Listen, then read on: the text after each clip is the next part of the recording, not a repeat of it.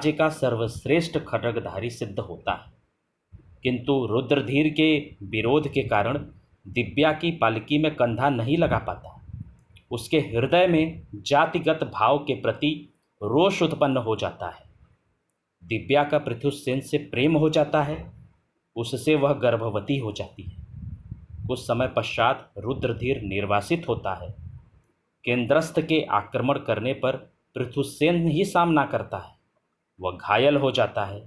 Sero उसकी सेवा करती है। पृथुसेन दिव्या से नहीं मिल पाता। उसका विवाह इसी बीच सीरो से हो जाता है, क्योंकि सीरो इतनी उसकी सेवा करती है कि सीरो और उसके बीच, दोनों के बीच एक दूसरे के प्रति आकर्षण हो जाता है, और यही आकर्षण उन दोनों के विवाह बंधन में परिवर्तित हो जाता है। दिव्या सम्मान रक्षा के लिए धाता के साथ निकल पड़ती है। वह यातना पर यातना उठाती है। बौद्ध विहार में भी उसको शरण नहीं मिलता है। उस समय तमाम बौद्ध विहार थे, बौद्धकालीन व्यवस्था थी। बौद्ध विहार में जो भी ऐसे लोग थे, जो भी निरीह लोग थे, जो भी प्रताड़ित स्त्रियां थीं, उनको शरण दी जाती थी। लेकिन दिव्या को उस बौद्ध विहार में भी शरण नहीं मिल पाता। वह मथुरा के पथ पर भटकती फिरती है। वह यमुना में कूद पड़ती है। नर्तकी रत्न प्रभा उसे बचा लेती है। दिव्या यहाँ पर दिव्या रत्न प्रभा के समाज में दिव्या अंशुमाला के नाम से एक विख्यात नर्तकी बन जाती है। एक दिन मारिश अंशुमाला के पास आता है।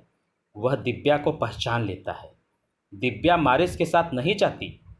इधर निर्वासन की अवधि समाप्त कर रुद्रधीर भी अंशुमाला के यहाँ पहुँचता है।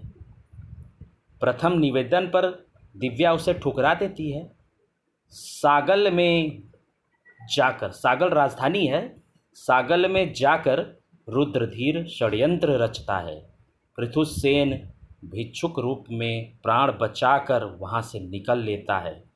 रुद्रधीर राज्य पुनः हस्तगत कर लेता है। दिव्या मल्लिका के साथ सागल आती है। वह उचित सम्मान नहीं पाती है वहाँ, और इसी कारण वह क्षुब्ध होकर उस समारोह से चली जाती है। दिव्या से सभी प्रणय याचना करते हैं, किंतु वह किसी के प्रणय याचना को स्वीकार नहीं करती है और उन लोगों की वशीभूत नहीं हो पाती है। वह दासी बनकर भी स्वतंत्र रहना अच्छा समझती है। अंत में वह मारिस के प्रस्ताव को स्वीकार कर लेती है और उसके जीवन की लंबी कथा यहीं पर समाप्त हो जाती है।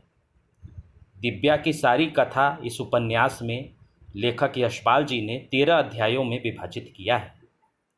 पहले पृथुसेन उपन्यासकार की भावना का केंद्र रहता है और पीछे दिव्या हो जाती है।